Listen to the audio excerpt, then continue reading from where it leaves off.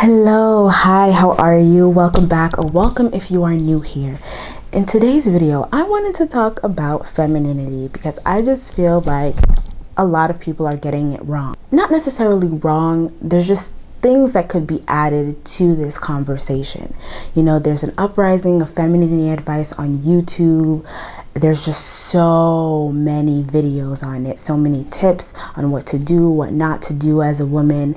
And that's the problem that I have, that it's only about women and it's not about any other gender, as if femininity is associated with just women and masculinity is just associated with men.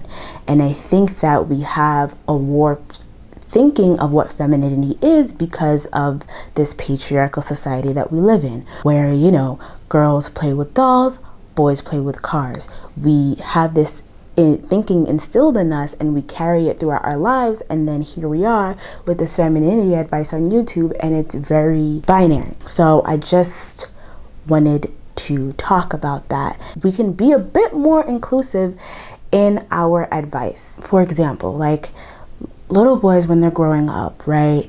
And they might try on their mother's shoes, or they are playing with makeup, or they're playing with dolls. A lot of the parental figures feel the need to suppress that femininity, them exploring.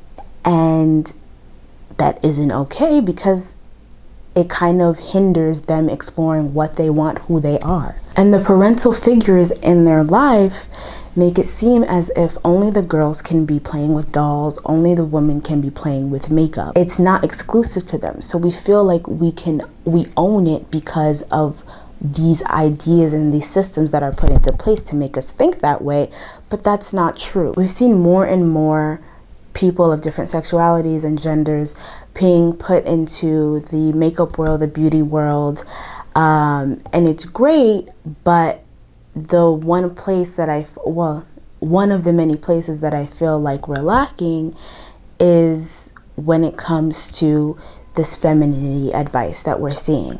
And I just think that we don't realize how not only isolating it is, but how it can be homophobic. And I know that when you hear that word, people are like, well, I'm not homophobic, but just because it's not just as simple as saying, well, you don't like gay people, it's more than just that. Just like racism isn't just about not liking people of color and black people, it's more than just that. It's more complex than that. And I just think that if we expand our thinking about what femininity is, not only will it benefit you as a cis hetero woman, but it can benefit a whole bunch of other people.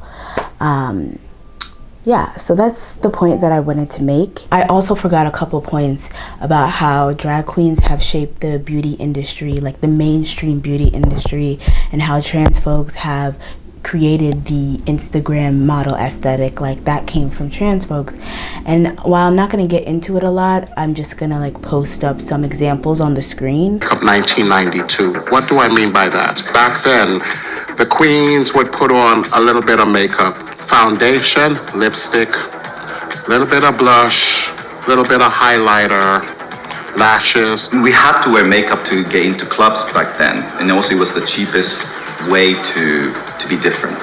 So I used to buy a red lipstick and put it around my eye, or buy colored pencil and draw a line across the face. It was all about being different and doing it cheap.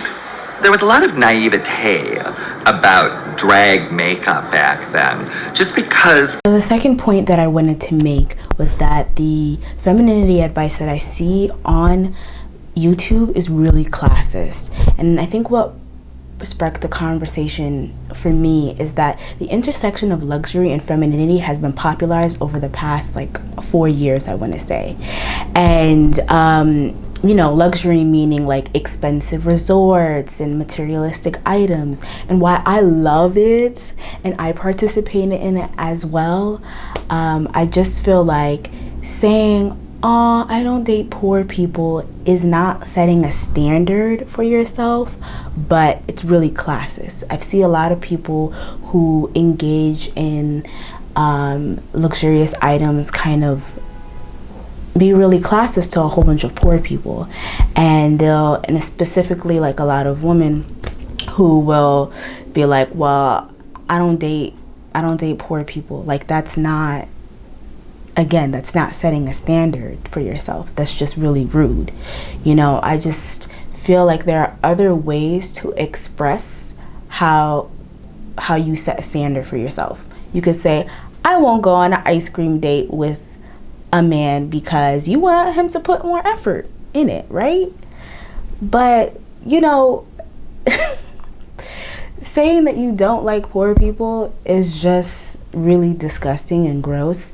And I think that what sparked the conversation for me was that there was this thread of like black women in luxury, and there were a lot of men just bashing a whole bunch of black women, specifically because it was a black woman in luxury, and they were just really violently attacking a whole bunch of women in the thread.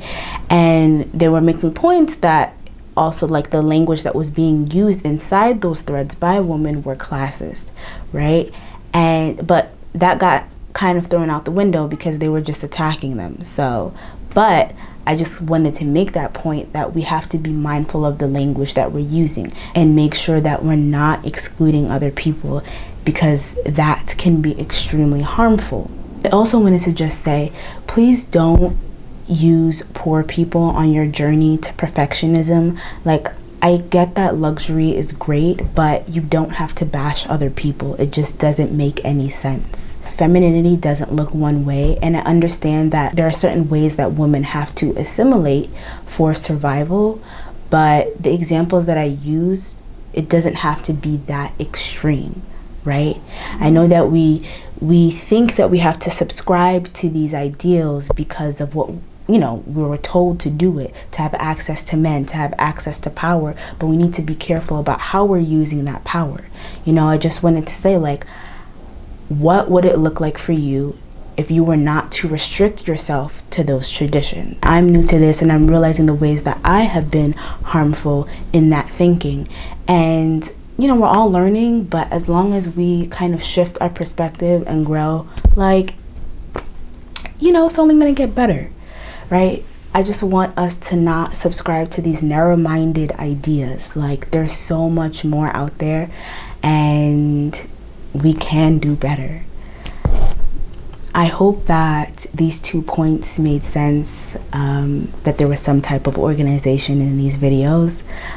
Thank you for listening. Thank you for watching my videos. I really appreciate it. I post again Tuesdays and Fridays. If you want to follow me on Instagram, it's @TheLouEdit, and also on Twitter as well. I love you, and I hope you have a good day. Bye.